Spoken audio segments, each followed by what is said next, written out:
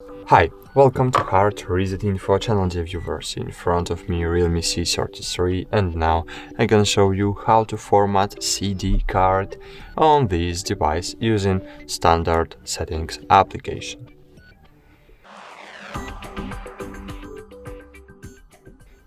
Okay, firstly open settings application, then scroll down and choose storage. Here you will see your disk. Open it, click files,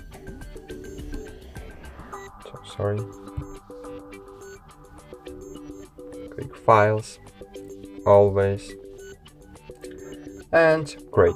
Here we see all our files on our CD card. So now we can get info and we have storage settings here.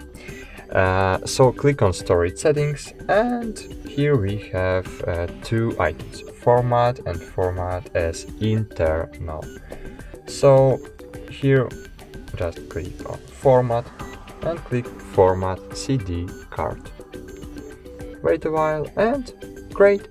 Now CD card was successfully formatted and is ready to use. Okay, that's it. Thanks for watching. Like this video, subscribe to our channel, and bye. See you.